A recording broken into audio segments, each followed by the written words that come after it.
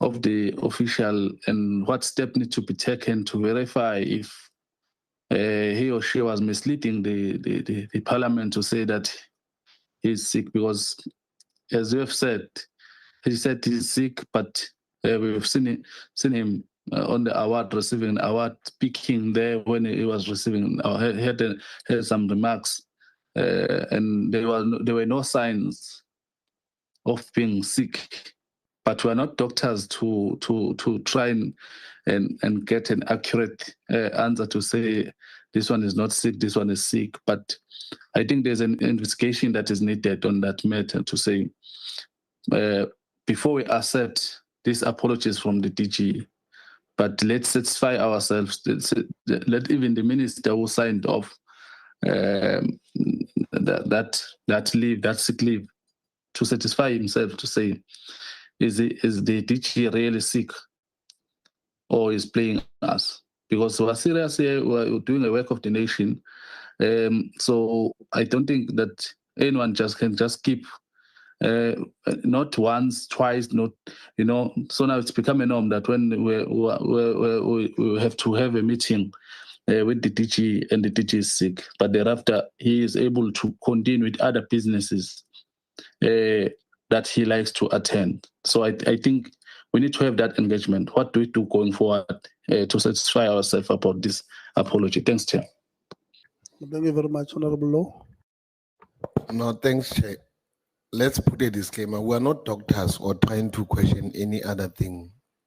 But I think if any other employee is sick, he or she is not able to perform his or duties and must not be in position to do other things that he's saying is not able to do at work. Now, here the DG does not pick up weight, or he does not lift up a cranes or work what other things. He sits there, respond to issues.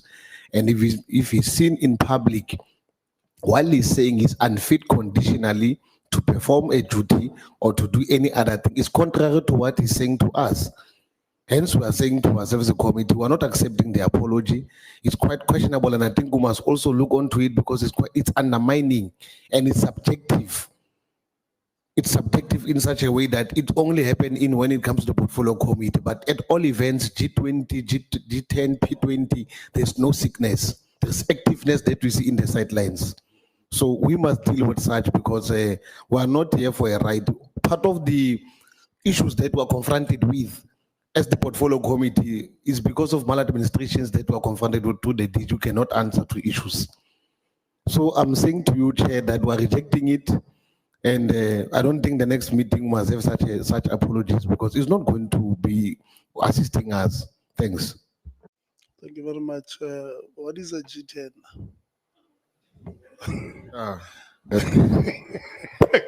Honorable Khabo. No, thanks, Chair. I think the whip wanted to say B10, so it was a slip of a tongue. With that being said, Chair, let's agree that we support the view to reject this apology. That is number one. Number two, let's also support the view that the minister must probe into these continuous sicknesses that does not really exist.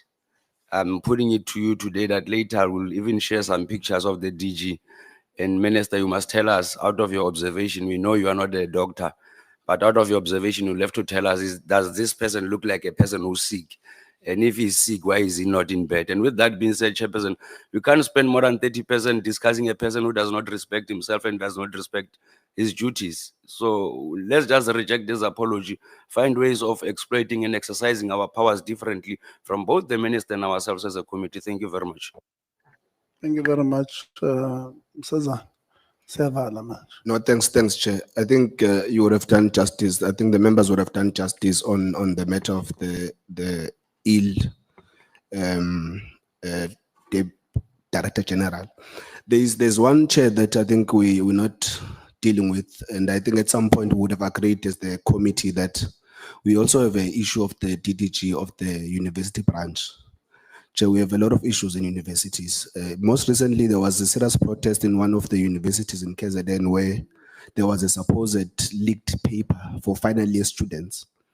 And we have a DDG that is mostly never available in our committee meetings. I know that I would have went to Burkina Faso and maybe I was away, but even before that, the DDG was not coming to committees. So if you may, Chair, also deal with that, or I mean, the minister might really assist us in also the conduct of the DDG of the university branch, please. Thanks. No, thank you very much. I was not aware you went to Burkina Faso. I thought you went to rescue our people in Russia and Ukraine.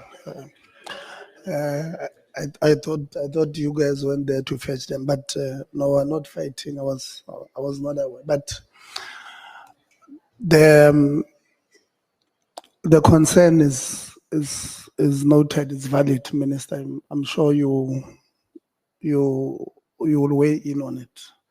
Like I said, I may have said it as if we're joking when I said last week.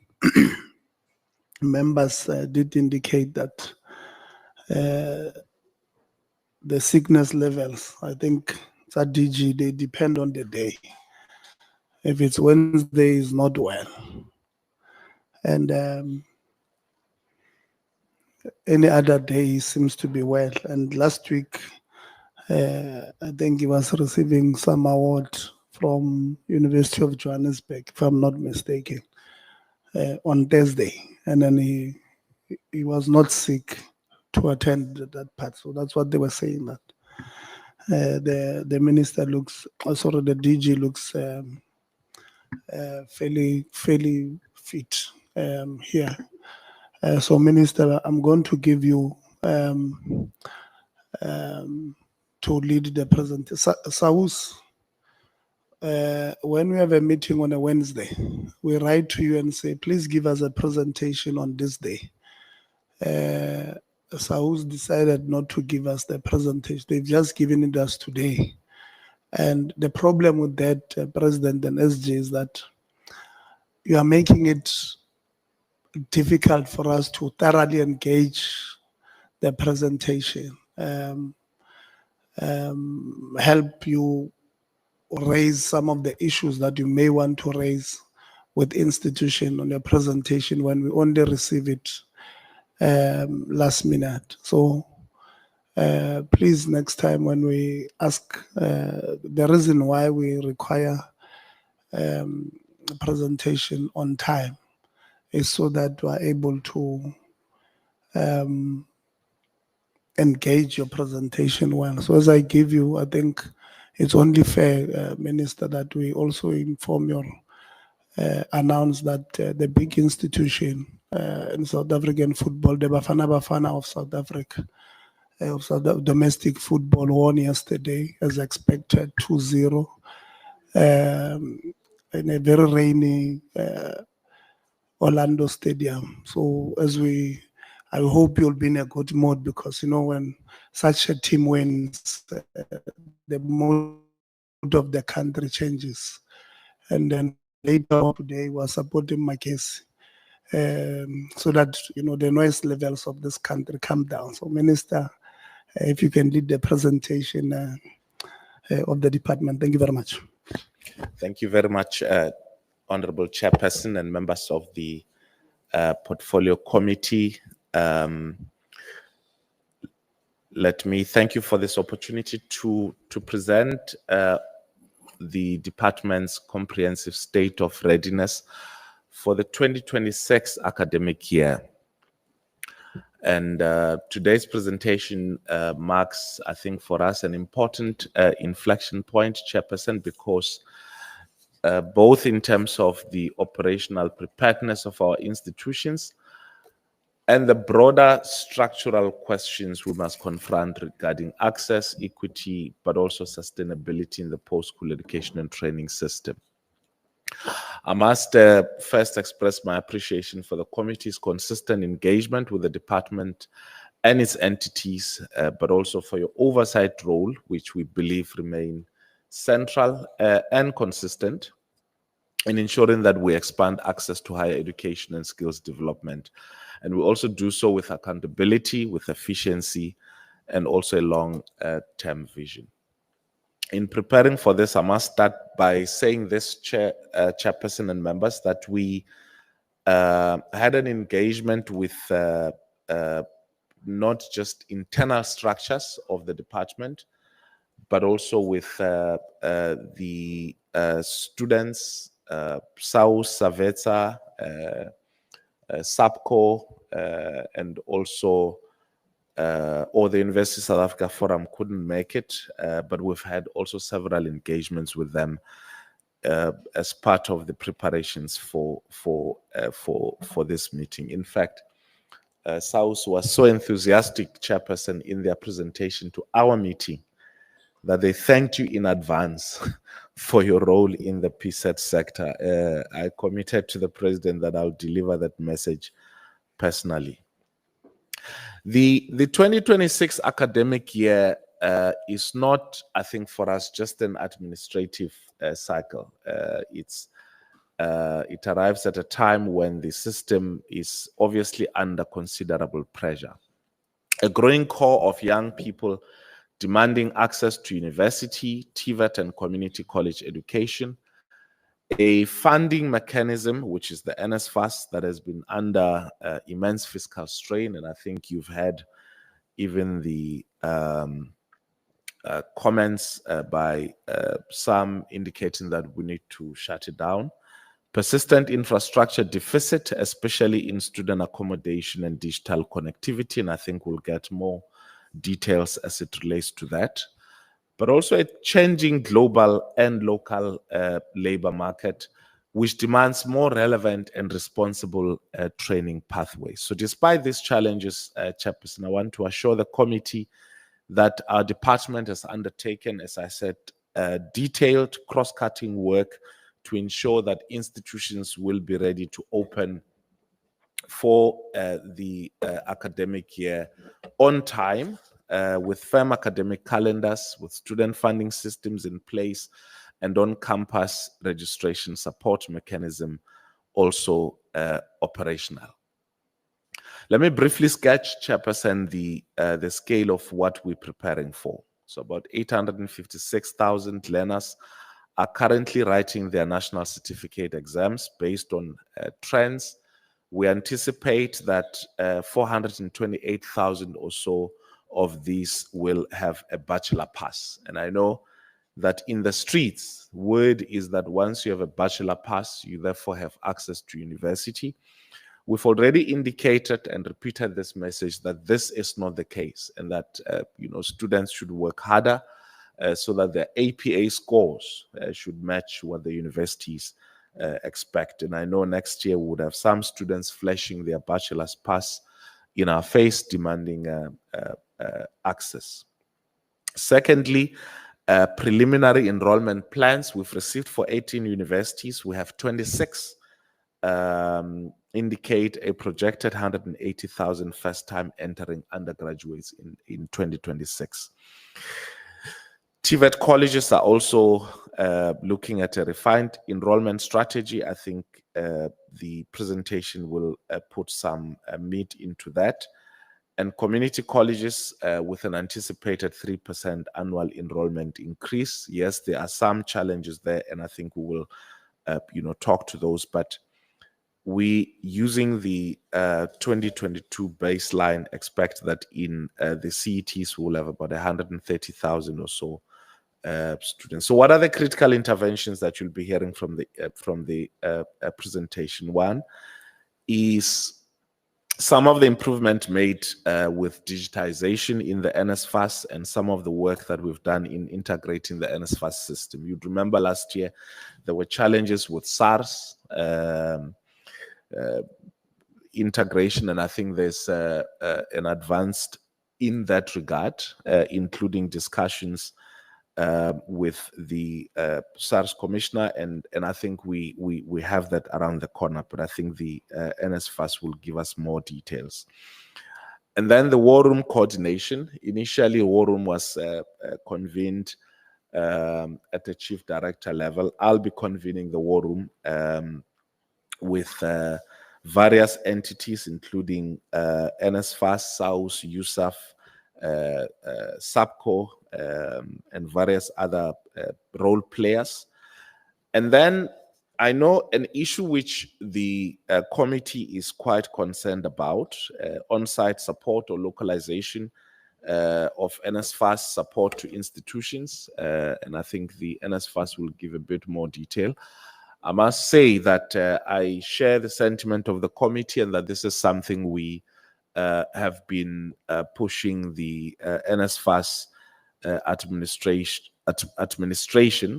including acting CEO, to move with haste as it relates to this. And then the other intervention include academic calendar and disbursement schedules being finalized, and I think we'll hear some details around that. And then the accommodation protocol and safety measures. We, are looking into cleaning up, and I know the committee is interested in engaging with the solutions providers.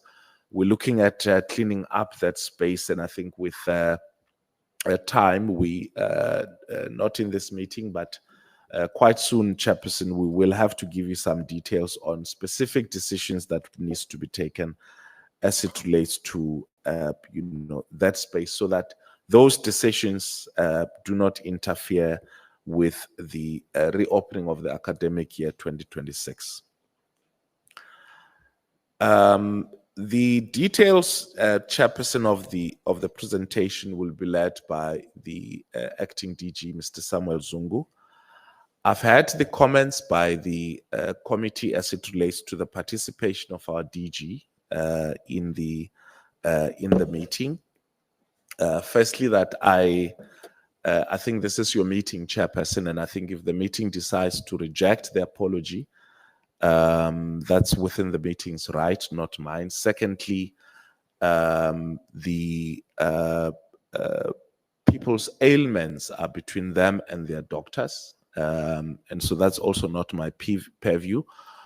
But what I sympathize with, and which I would pursue. There's a term for it.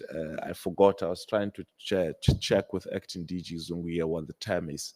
But to try and get an independent assessment, medical assessment, to verify if that's something that's permitted, just for the satisfaction of the committee. So I take your concern, and I think we'll try and do that. I don't know if even if Honorable Khabu or somebody else can show me pictures. I don't think that's sufficient evidence for me to determine whether someone is sick or not. But we can try and get an independent assessment of that. We'll have to look into the law and what else are we permitted to do, and what else are we not. But I think as things stands now, with regards to the DG's employment, is that he's on sick leave. And I suppose because the chairperson had extended an invitation to him, he probably saw it fit and respectful to submit an apology. As I indicated, Chairperson, I would love to be excused. Acting DG would be leading with the presentation. Yes, Honorable How, you will definitely see me this afternoon. I know you were worried about that, so it will happen. But we are also going to be updating Cabinet on some of the issues, and then immediately after that rejoin. Thank you very much, Chairperson, with your indulgence.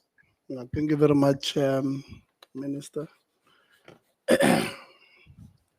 I'm going to give to Acting DG Zungu. You will,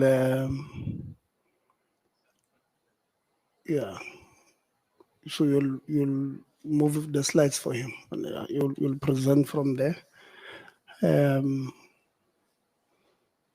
So you can take us through Acting DG Zungu. Yeah, those are the benefits of being acting DG, you know.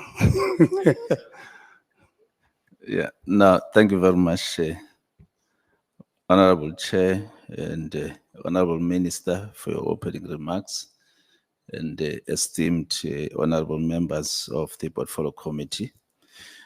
Indeed, our presentation, we will subdivide it, Chair, in view of the time, into three parts, which I will cover the first part, followed by NSFAS, and the last part will be done by Higher Health. And the following issues will then be addressed by the presentation, which is covering the mismatch between the demand and supply, the enrollments in our PSET institutions, the fee increment and student funding, student accommodation, curriculum reforms, but also the last part that the Honorable touched on, that he has now brought the war room into the ministry and moved it from the chief directorate level. Let's move to the next slide. In terms of the framework for the 2026-2030 enrollments, we will be looking at the following factors for consideration, which we believe these are our dependencies that we probably have to focus on. One is that the enrollment growth is limited by the current budget constraints and NSFAS funding constraints at this point in time. So both from the grants and subsidies, but also on the tuition part. Secondly, the approval of teaching input units for 2026 to 2030 enrollment cycle, which took place historical under and over enrollments of teaching inputs units into consideration, since under enrollments impact negatively on subsidy allocations. Thirdly, the spikes in first-time entering students enrollments that cannot be adequately funded by NSFAS.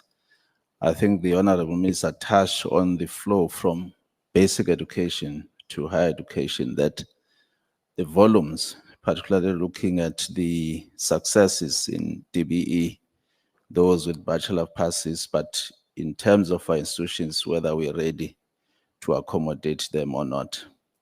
And then lastly, the release of the examination results by DBE, and whether we'll be able to look at the available spaces for those students. Next slide, please. This is just the magnitude of the challenge that the demand continues to exceed the number of spaces that are required. The 856 bachelor passes that perhaps we could only take maybe half of that.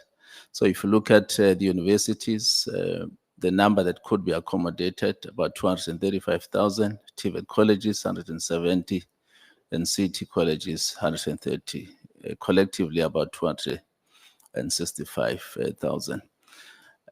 But the deficit that we are left with for universities is sitting at about 193,000. We can move to the next slide. I won't dwell much on this. It's just a slide that is reflecting the growth in terms of the metric candidates passing since 1970. I know some of us were not born yet by that time. From 43,000, now we're sitting at about 615,000 in 2024. Next slide. Similarly, in terms of the bachelor pass trends from 2014 to 2024, sitting at about 28.3%, and now we are at 47.8%. Next slide. We can pass this one as well. Similarly, this is also a reflection in terms of the trends of our the first time entering undergrads enrollments from 2023 projected to grow by 2030 to 236,000. But if you look at that, we are currently sitting around 230,000 in terms of the first time entrance. And I think it's a remarkable number that we are reflecting there. The next slide, please. With regards to the TVET sector, again, another trend from 2019 to 2026. We can see that in terms of the grand total, 2019 sitting at about 634,000, but that number due to fiscus has since dwindled over the years to about, the lowest was about 482,000 in 2024, which was last year. But again, we are looking at another growth projecting forward of to about 526,000.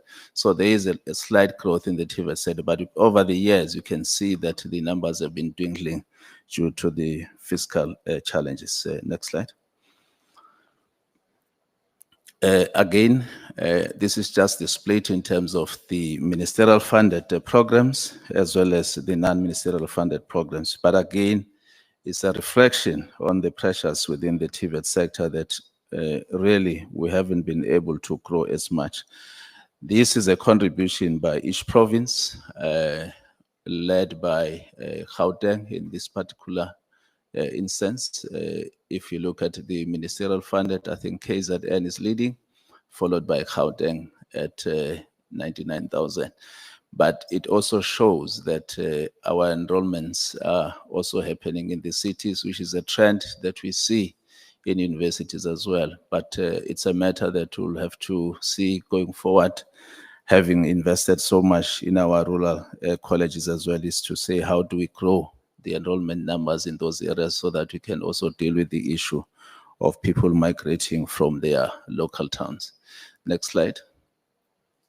We can move past that one. It's just a reflection by each province. In terms of the enrollments, plans for the universities, with all the projected intakes of first-time entering, about 1.8% on average per annum, and projected rates in teaching inputs at 2.5% average per annum within the acceptable range. Universities can go ahead with their enrollments as planned for 2026. The important point that we want to make here is that the data that is provided in the ministerial statement on university funding for the period 2025-2026 to 2027-2028 ensures that universities can project their subsidy income and fee income for next year to continue within their budget for 2026. Next slide. All right, I think we can also pass this one. It's for information. These are planned F10s for universities. As you can see, it's a breakdown for each one of the universities. The information that we've got is from 18 universities at this point in time. Not all have submitted. And at this point in time, we are sitting at 179,205. You recall that in the other slide, we were projecting that it will go to about 230,000. We go to the next slide. These are the critical success factors.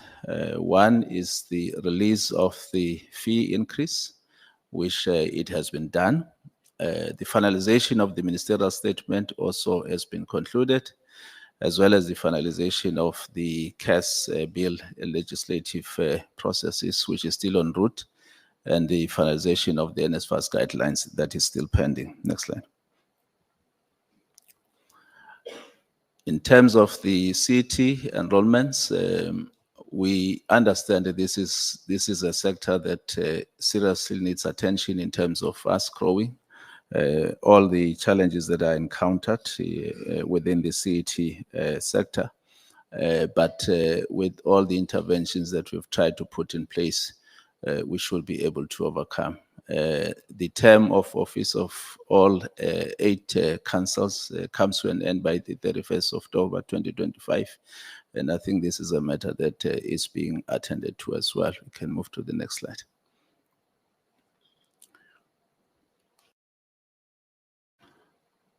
Okay. These are the enrollment that are projected, sitting at staggering 147,163. We can see the contribution by each one of the sectors, led by Gauteng and followed by KZN. Similarly, what we've seen within the TVET sector as well. We can go to the next slide. The available spaces within the CET sector sitting at about 122,996 in total. But again, this is also subjected to the availability of fiscus. Next slide. Availability of gadgets, laptops, again, as part of our digital transformation within these sectors, we can see the number of centers with working gadgets. There's still a huge, challenge. I think the only one that we see has been doing well is Mpumalanga, followed by Northwest. But if you look at Limpopo, for instance, with only 20 out of the 245 staff members that have gadgets or tools of trade, rather. Next slide. The issue of internet connectivity, part of driving the digital transformation within these sectors, we can see in terms of the centers that still require the connectivity. Free State, for instance, and Eastern Cape, as well as the Northern Cape, that still requires attention. Next slide. Physical infrastructure. We are aware, Honorable Chair and Honorable Members, that most of our centers largely are dependent on the basic education infrastructure, and in the main, those that are found in the rural settings, that there's still a huge challenge in terms of the infrastructure, but there are engagements between the CETs and TVET colleges to see if they could not collaborate, particularly taking into account that CET colleges are now offering as well, occupational programs that require the state of infrastructure that is equivalent of what TVETs have. Next slide. This is just the total staff members per CET college. You can go to the next slide. The lecturing staff in terms of demographics, also we can move to the next slide, just for information. The training plans for lecturers in preparation for 2026, I think there has been some workshops and consultation processes that have taken place, and the workshop for 2026 academic year will be held now in November, and we are concluding in November. Next slide. Again, in terms of the academic calendar, it's just to indicate in terms of the number of teaching days within the CET sector, including the holidays that will be taken, that will be able to cover the syllabus within the provided time. Next slide. These are just the partnerships, as you know, that colleges will never be able to drive their programs without the industry partners that will assist them in delivering these programs. So this is just an indication of some of those partnerships that are very important to drive both CET as well as the TVET college sector. Next slide, please. The fee framework, which I will now hand over to NSFAS Acting CEO, Wasim, to take over from me. Thank you very much, Honorable Chair and Honorable Members. Thank you, Chairperson. Thank you, DG. Colleagues, this is the applications timeline for NSFAS. As we may be aware, the NSFAS application cycle opened on the 15th of September and closed on the 15th of November. We are now in the process of implementing the funding decisions and making our funding decisions. According to our timeline, all beneficiaries who are beneficiaries of the South African Social Security Agency child support grant are automatically funded by NSFAS. That comprises about 70% of our applications. The remaining 30% have to go through the household income test for first-time entrants. and we are busy with that process.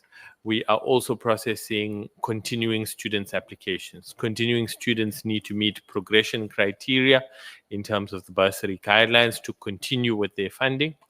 It is our intention to communicate all first-time entrant funding decisions by the 15th of December. And then, of course, we have to run a transparent appeals process to provide students who may be unsatisfied with either the decision on financial eligibility or on academic eligibility to be able to appeal to NSFAS and to communicate all appeals funding decisions by the 16th of February next year. Just to provide honorable members a summary of the applications for NSFAS, we received about 893,000 applications. The majority comes from young people who are still in their teenage years, 18, 19 years old, or in their 20s, with a small percentage coming from people who are in their 30s, 40s, and 50s and above. Sometimes people think NSFAS is just a youth program. You can be any age to apply for NSFAS. We have one person who is 70 years old who is a beneficiary of NSFAS. Yeah. In terms of 520,000 come from SASSA applications. About 766,000 are for first-time entrants. I think we pick up two concerns from looking at our application statistics. One is gender equality. There are far more applications from young females than there are from males. It's not the general distribution you see on many government programs, 55-45, 53-47. You can see it's quite pronounced, 66% female applications and 34% male applications. And I think there needs to be considered research as to why young boys seem to be left behind on higher education programs because the differential is quite major in nature. The other concerning element continues to be that almost 95% of applications are to university.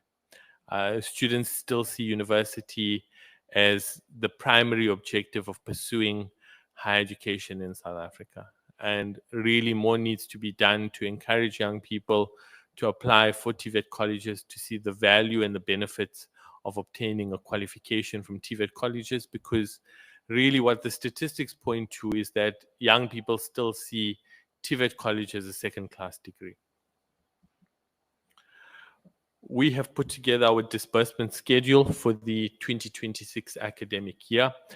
We know that disbursements is one of the elements that often could lead to protest action. And I think our planning scenario for 2026 takes into account the fact that we need to have a very strict academic timetable from an NSFAS perspective, from a student perspective, and from an institution perspective. Where NSFAS is responsible, we will ensure that we adhere to our timelines, that our system has maximum uptime for the communication and interface with institutions and students.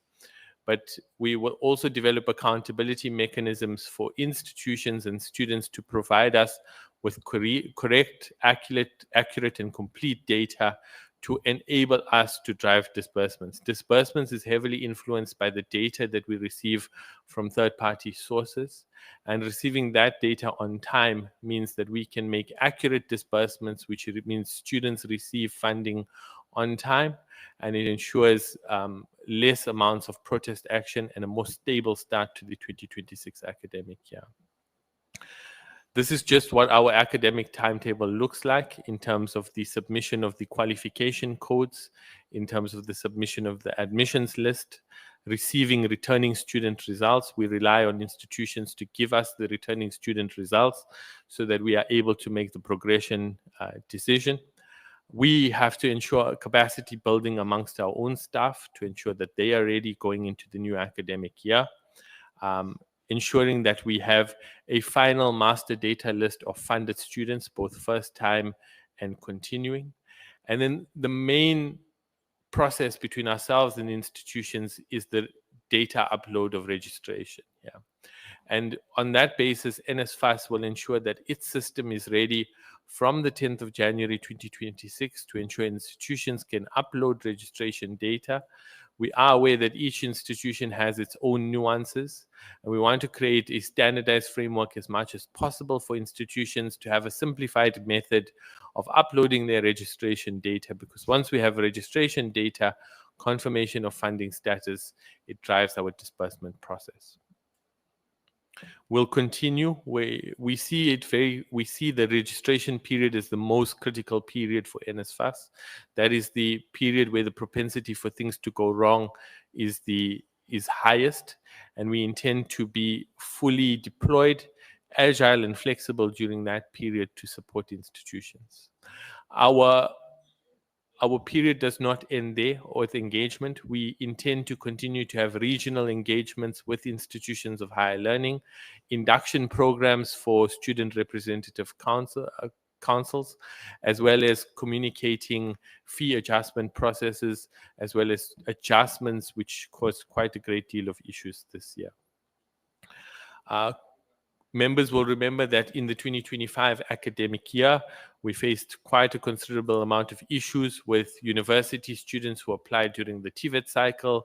We had to consult a number of legal opinions to determine whether those students should continue to be funded.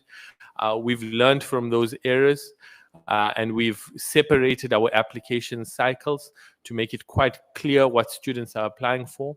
We've also reformed our systems that when we are in a TVET cycle, there can be no application for university, so that our systems are not taken advantage of. This is our proposed cycle. So trimester 2 for TVET will open on the 6th of May and close on the 22nd of May. Semester 2 will open on the 13th of July and close on the 31st of July. Trimester 3 will open on the 7th of September and close on the 18th of September. And we really want to use these specialized periods of TVETs to also drive a campaign about the benefits that TVETs can provide. Of course, when we have a joint cycle of TVETs and universities, the preference is for university, but we can really use the TVET periods directly to drive a campaign with students about the benefits of attending a TVET college.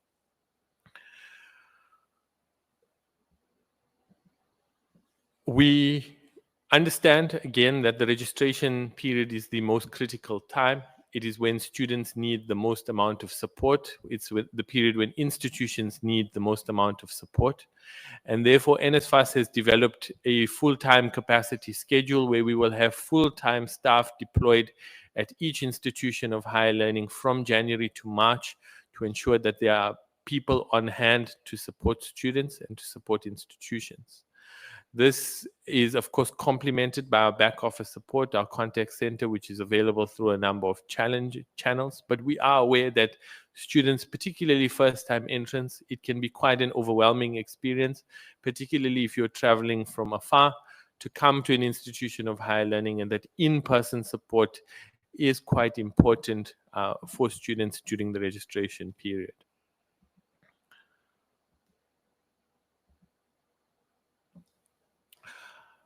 One of the areas that have caused quite a bit of issues in the past has been student accommodation. We have, of course, as the minister would have undertaken a full legal review around the student accommodation function, which amongst others also looks at whether NSFAS should be involved in student accommodation, whether it has a mandate via the NSFAS Act to be involved in student accommodation. And if it does, what does that mandate extend to? One of the elements that we would have picked up is that as we have the bursary guidelines, which guides our funding decisions, which guides our progression decisions, there was no guiding document for student accommodation in the country, particularly for NSFAS beneficiaries. Of course, there's a minimum norms and standards, but the minimum norms and standards is a general framework for all student accommodation. It is necessary for us to have an NSFAS specific protocol for student accommodation. We released that draft protocol with a deadline of the 19th of September. We received a numerous amount of public comment into the document. We've consolidated that into a single consultation report. We've made adjustments to the protocol as a result of public comment. There has been a request from institutions to defer the implementation to the second half of 2026, which we have acceded to, in the understanding that this is something we truly want to get right, that we don't want to see any situation where we have a student who is left without accommodation or who is sleeping in a library come 2026. Some of the transitional provisions that we've put in place is that institutions who formed part of the student accommodation project can remain part of the project unless they would want to submit a substantive motivation to exit. Institutions who are not part of the project will remain off the project. One of the elements we would like to introduce is to inspect samples of institution accommodation where NSFAS is not the implementer prior to the start of the 2026 academic year. One of the key elements that we feel it is very important to introduce is that this issue of top-ups, deposits, and institutions who charge above the NSFAS cap needs to be eradicated. While it may be legally correct to be able to charge a student an additional amount, there are serious ethical and moral issues with students who are meant to be on a bursary graduating with large amounts of debt that ultimately impacts on them not being able to obtain a graduation certificate and entering the labor market burdened by debt. Yes, in some instances, students may have agreed to that, but I have serious doubts about the morality and the ethics of asking an 18 or 19-year-old to sign a document that will enable them to accumulate that amount of debt. For student accommodation, once again, our academic timetable becomes critically important to ensure that we have a proper planning process here. In that regard, in the current period, we are busy with our pre-planning and a procurement to audit and accredit all existing and new accommodation facilities. I am aware that honorable members do pick up instances where accreditations that have been granted by NSFAS in the past do not match what the quality of the accommodation looks like, and we are conducting periodic investigations into those elements. We then open up applications for 2026 accommodation. We'll have mid-year support and review. We will have an application cycle linked to the TVET application cycles as well. And then we'll have end-of-year planning. The accommodation unit intends implementing similarly to the funding support, having dedicated accommodation unit staff members deployed full-time at institutions of higher learning. This means staff members will be available to support students in locating the right accommodation, ensuring they are placed within a few hours of their arrival on campus, ensuring that the lease agreement is appropriately signed.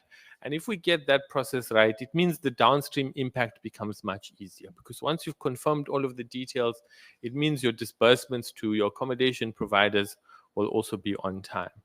We're also ensuring that we have the right technological resources to be able to manage accommodation at the scale that it's required to.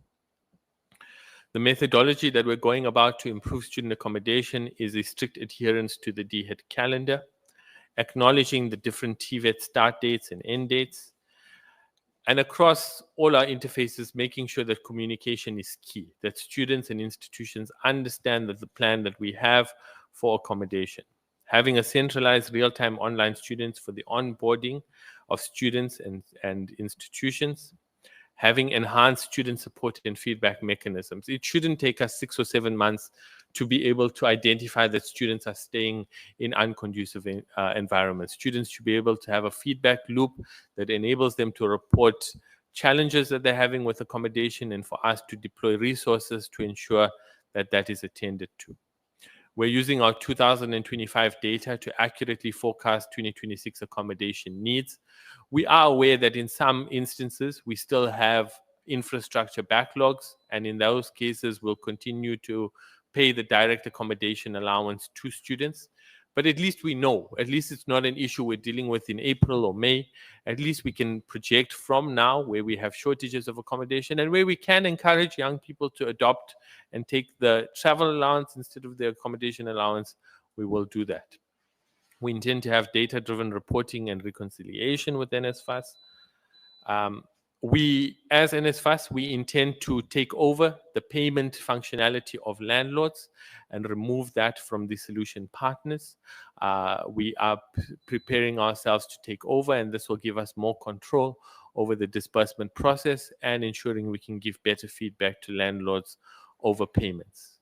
We also intend, given the amount of complaints we've been given about accommodation that does not meet the standards that they were granted, we intend issuing a national audit for the accreditation of all student accommodation in the country. Chairperson, I will pause there for now and hand back to the acting DG. Thank you very much, Acting CEO. The next part will be dealt with by Higher Health, if we can just go through. But firstly, let's go through the war room, which I have already indicated, honorable members, that the minister has put the importance of the war room in his office. It consists of those role players, which is the Department of Education and Training, together with the SAPS. There is an MOU that the department is entering with SAPS, the CETAs, NSFAS, USAF, SAVETS, SAUS, and all other important role players. These are the following triggers or risks that have been identified for resolution. One is the issue around the safety in our institutions, as well as the approval of applications by NSFAS, and I believe that these are our pressure points that we'll be dealing with within the war room. Issues around the student accommodation, the issues around the student debt, access to assistance by NSFAS, as well as the central applications clearinghouse to also try and minimize the issue of walk-ins, which at the moment we know that within the TVET sector it's always a challenge because most students will first have to try to go to universities, and if they are unable to be accepted there, most of them end up going to the TVET colleges to seek, accommodation in the colleges. So that then results to the increasing number of walk-ins. Lastly, the students that are facing potential financial exclusions due to the student debt. So these are the issues that the war room will be dealing with, but they are not limited to these. There could be other issues, the late release of results and so forth, which should also be dealt with. You can move to the next slide. In terms of the safety and security, the university branch will continue to participate at the net joints in order to try and strengthen the relationship and engagements with the safety and security cluster. The development of an MOU with SAPS that I've already mentioned is currently underway. And also the MOU is on creating a framework within which the SAPS and department can cooperate and collaborate jointly in certain projects in addressing and mitigating some of the risk or challenges. Next slide.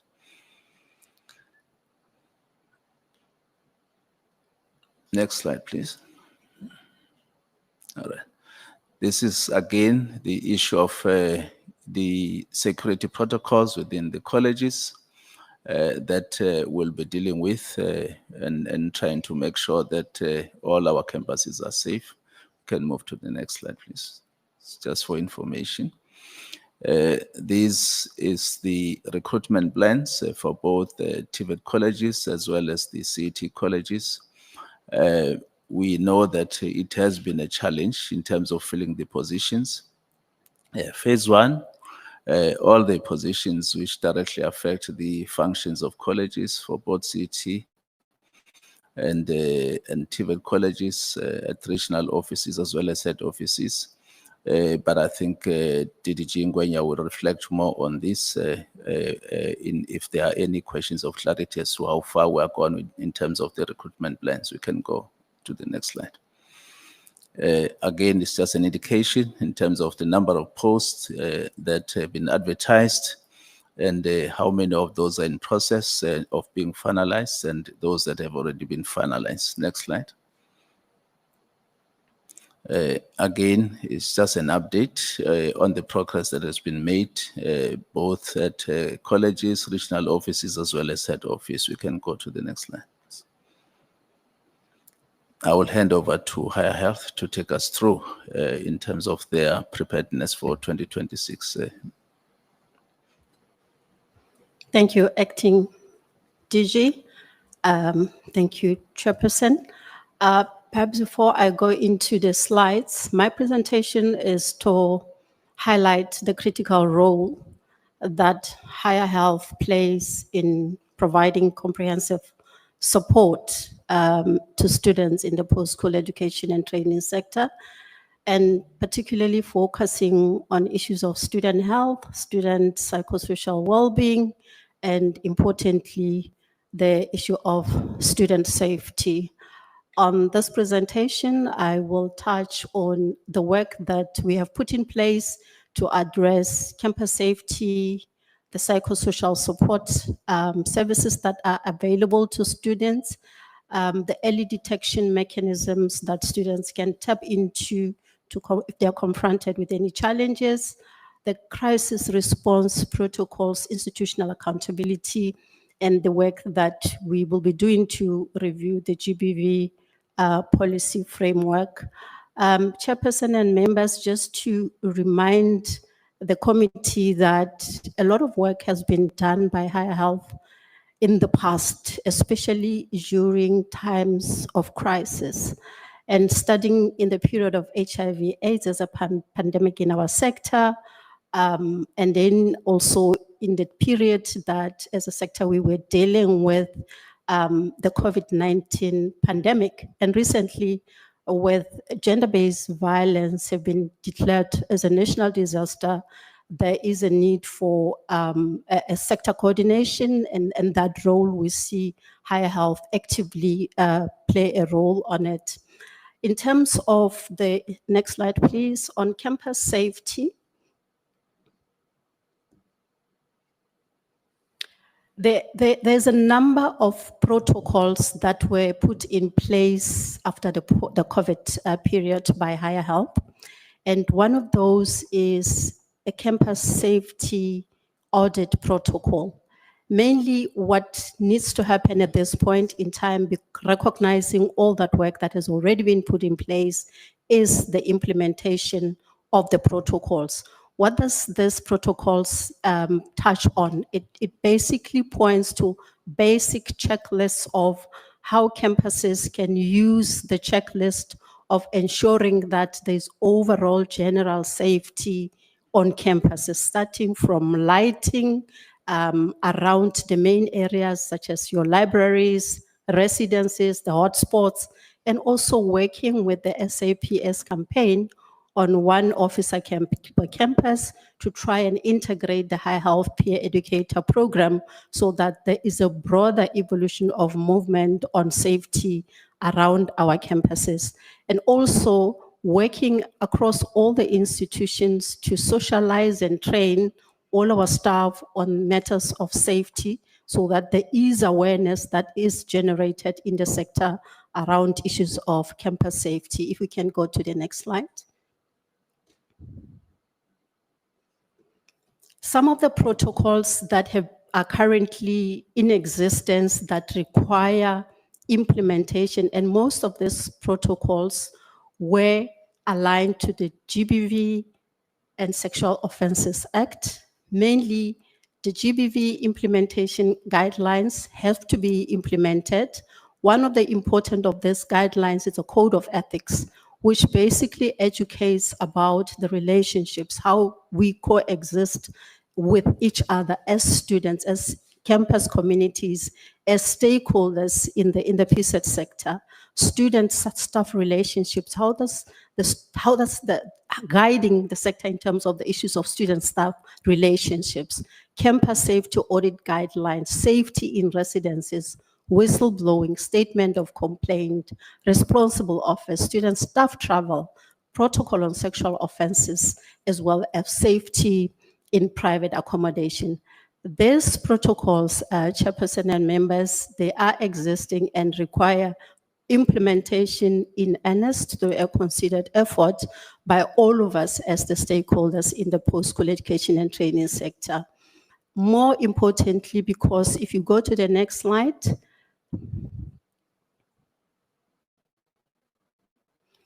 the protocols were well considered and established. They were built by a team of experts in our sector.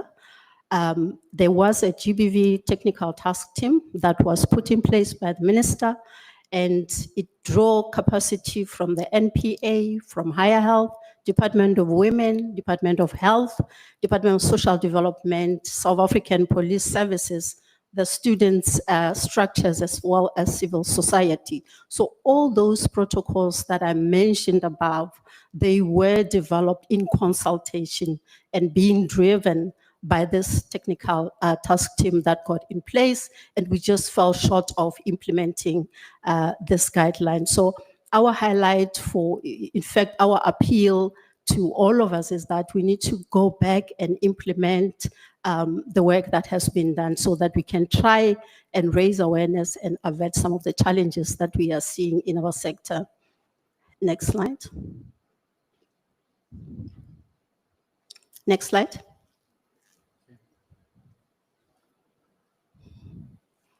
Thank you so much. So Higher Health recruits peer educators across campuses, universities, TVET colleges, and CET colleges. Now, the important role that the peer educators are playing is that these are students who are active members of the campus communities, and their role is to facilitate important dialogues about the issues that face or challenge young people on a daily basis on campuses. And therefore, with safety being one of this, it is important that Higher Health then draws on this existing capacity and working in partnership with the SAPS to make sure that all these peer educators also lead the initiative to raise awareness, but also set up the face-to-face dialogues in order to advance the response in terms of any student facing a challenge or needing assistance on campus at any point in time.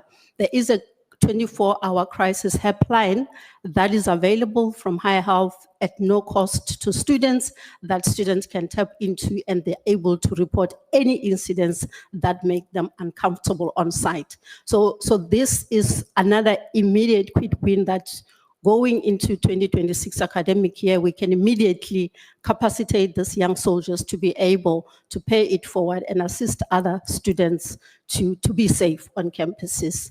Next slide, please.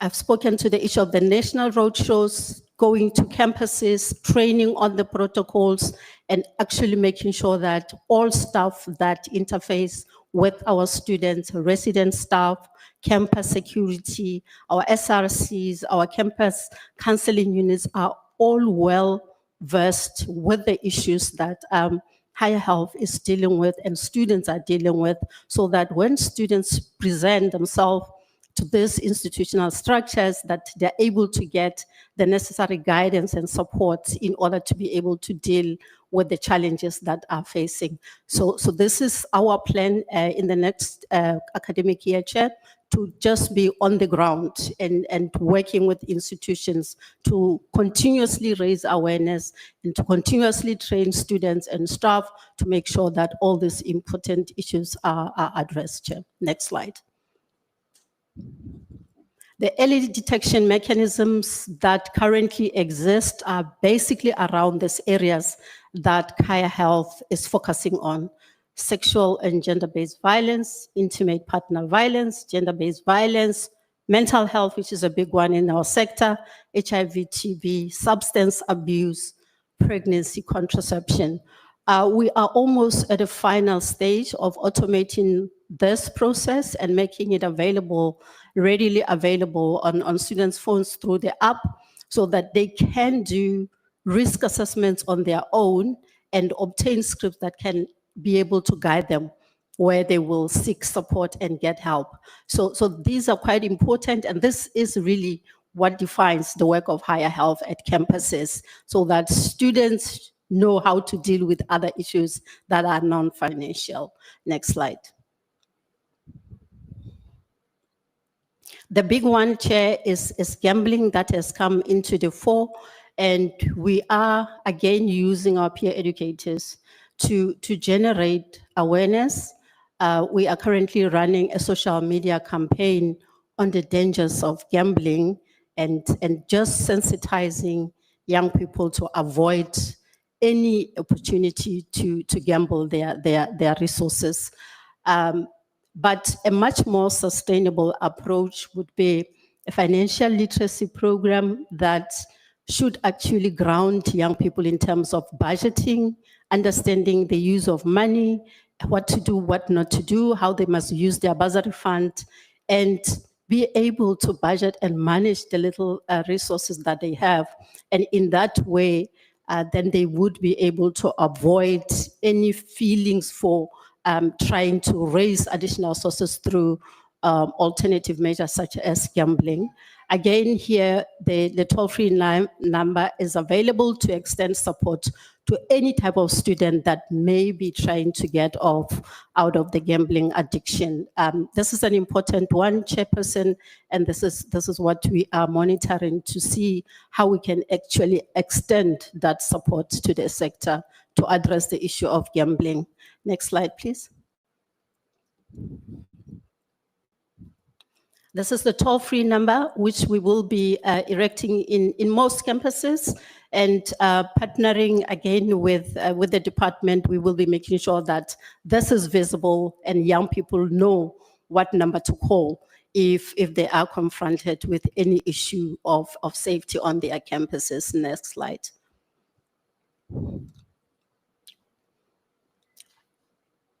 Currently, the response team that we have is a psychosocial team that respond institution by institution to whatever case of gender-based violence is raised in the sector. The support is in person. It is also virtual if there's a need for virtual support, but the team comprises senior psychologists, registered counselors, clinicians who are well prepared to handle any issue. And I think for many institutions that have reached out or where Higher Health has been able to assist, as testimony to the work that can be done, and that should actually be heightened so that more young people that could require this type of intervention can receive it on time and at their campuses, especially for those campuses that are far-flung in the rural areas that do not have such structures that can assist young people on time. Next slide. Another area of focus for Higher Health in the new year, Chair, is going to be support to students with disability. Being the most vulnerable on campuses, especially at the beginning of the year, we would like to link up all the peer educators on campuses with this cohort of students. Why this is important is so that their needs can be gathered, their needs can be directed to the responsible institutions, being it the National Student Financial Aid Scheme or the institution itself, including the support that the student themselves may need. So we see this as a very critical area that requires Higher Health to actually increase effort and deliver this needed support for the student, for this cohort of students. So this is the work that we will be doing with the institutions, with the students and the National Student Financial Aid Scheme to try and lend a hand to this cohort of students, Chair. Next slide. Lastly, Higher Health has released a 6 and an 8 module program on civic and soft skills program. It touches on all the aspects of health, psychosocial well-being, and the issues that I spoke about, the areas of focus for Higher Health. And it's our considered view that these courses are very important for any young person that gets into higher education to actually go through them on their own and empower themselves with the understanding of how to deal with these issues should they get presented. Issues of mental health, as I spoke about, drugs and substance abuse. Only when these young people understand these ailments and they are equipped to deal with them, we believe that then they will be better placed to focus on the academic program without having been distracted on all these other things that are not necessarily always guided as to how they need to be dealt with at the institutional level. Next slide. So these are the courses that I spoke about, Chair, digital literacy and civic education is very important. Mainly the higher health peer educators is a living testimony of the civic education model where students must take responsibility to teach other students about health and well-being on campus. And beyond their academic career in the sector, that they go and become active citizens when they come out of higher education. These are quite important courses. It would not take long for any student to register and to go through them on their own, but just need to budget a little bit of time. But at the end of it all, they will really, really be adding a lot of value to the students to be able to build resilience. And next slide, Chair. We can skip the slides.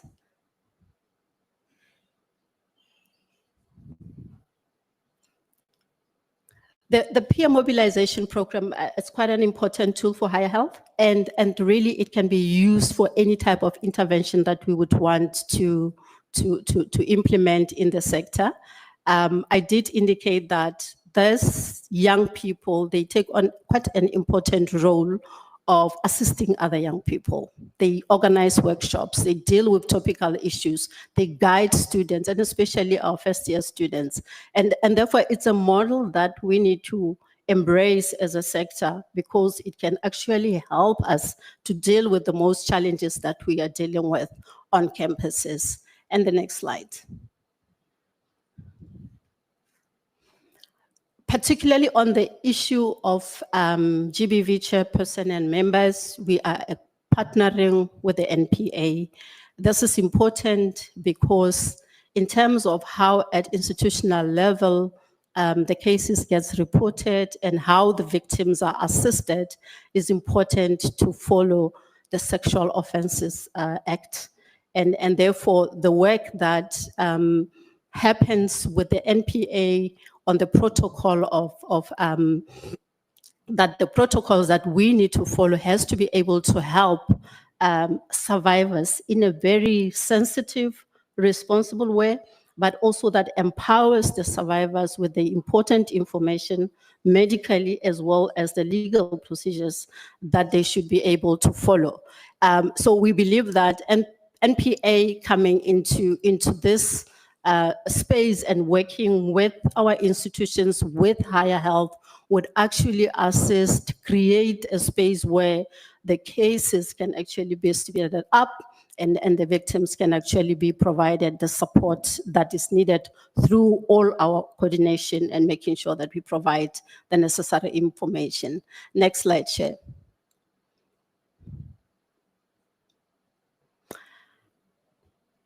So this is NSFAS. Yeah. Thank you so much, Chair. That would be all from Higher Health.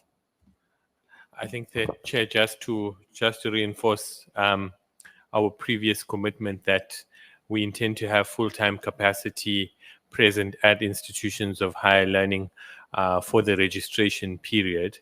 I'd also like to just perhaps for 2 minutes talk to the decentralization project chairperson.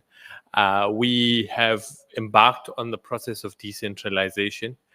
We had written to all institutions of higher learning, both universities and TVET colleges, to express our interest in establishing full-time NSFAS offices at those institutions. I'm pleased to say that 55 out of 76 institutions have responded positively to us, that they will provide us with rent-free office space at institutions of higher learning.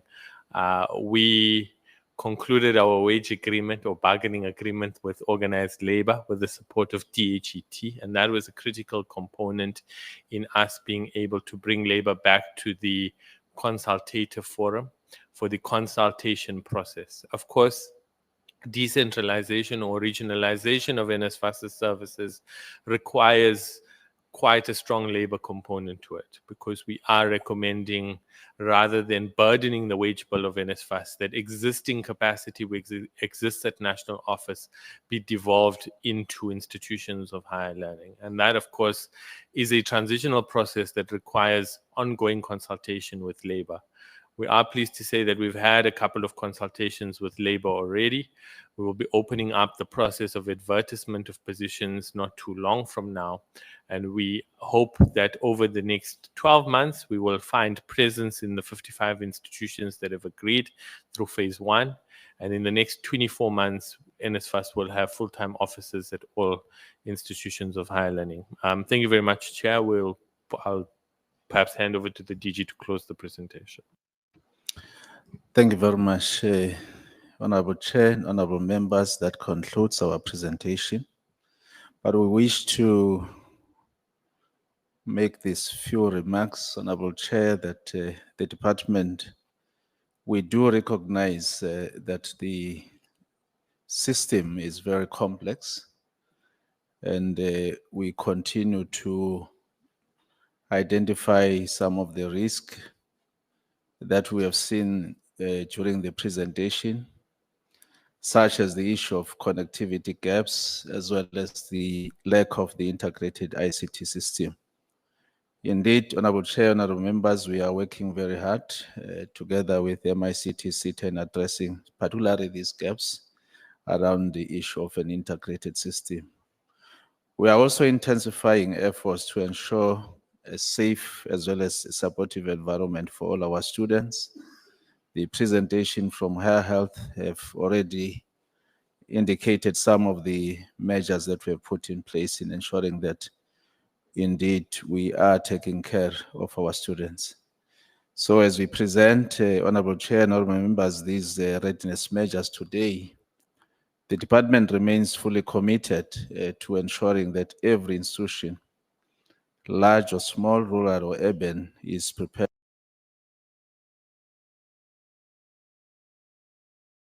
DG. I hope members the room is getting better now. So I had to go myself to fix the aircon. So I will now give NSFAS your 45 minutes. I will give the board member and the acting CE to take us through. You'll decide whether the board member introduces or yourself, but we have 45 minutes at most. Thanks.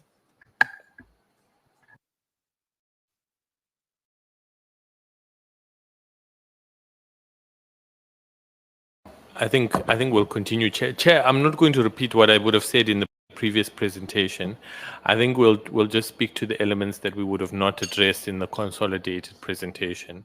Of course, applications are closed where we are now. We are in the period where the team is working very hard on assessing each case on its merits of our students, determining the financial eligibility, and then, of course, having some reliance on the institutions for the academic eligibility, announcing a very clear and transparent appeals process, moving into registration, and then disbursements, as well as the management of our student accounts. We are very dependent on the data that we receive from multiple sources, which includes the Department of Home Affairs, the South African Social Security Agency, and the South African Revenue Service. A lot of effort has gone into reforming government data, government databases.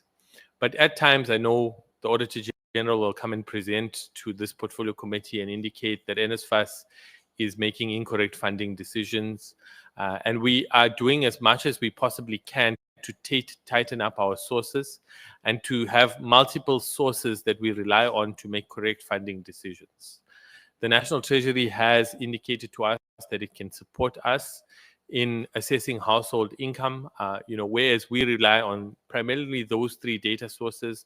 The AG is also looking at other data sources like the UIF, ENATIS, CIPC, and we're talking to the National Treasury to be able to make an assessment about how can we get consolidated sources of information so that we make the right decision. Ultimately, we want to fund students who do meet the eligibility criteria to be able to be funded by NSFAS.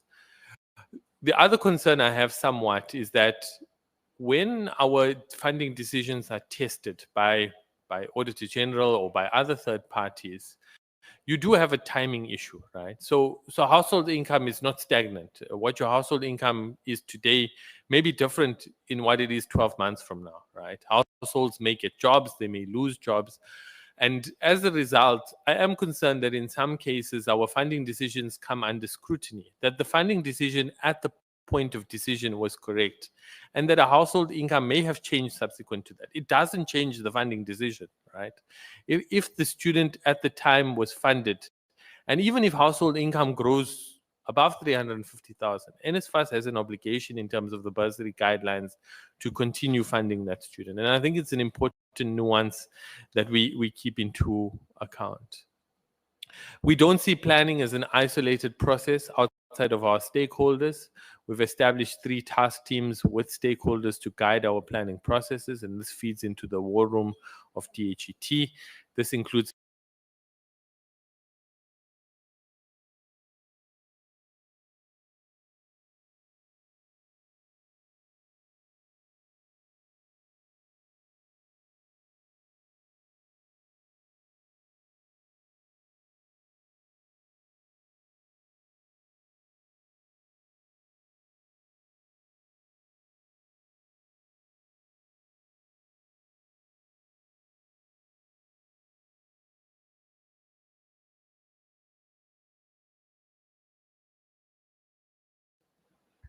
Okay. Are we going to SABCO? We will present from there. I know you are not the acting DG, but we'll borrow you the acting DG's powers of, or you will move it from there. Okay. Thank you, Chairperson. And one would like to confirm that indeed you attended to the issue of the temperature in the house, and I was even tempted to call Northlink to come and do some assessment on you whether. Let me also thank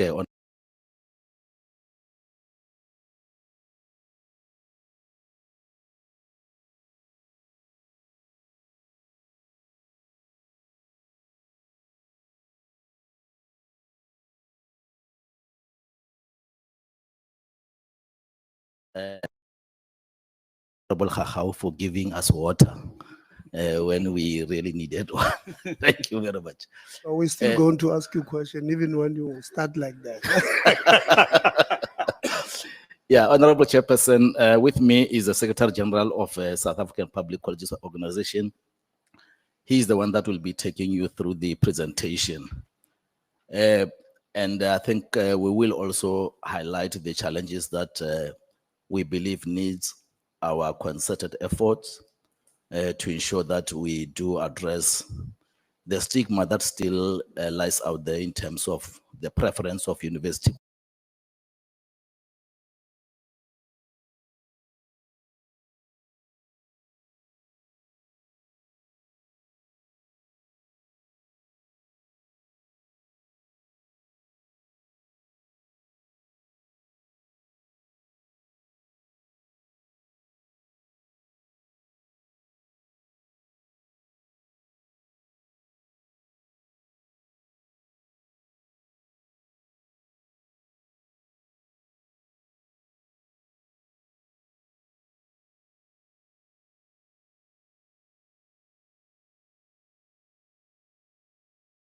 qualifications, although we are not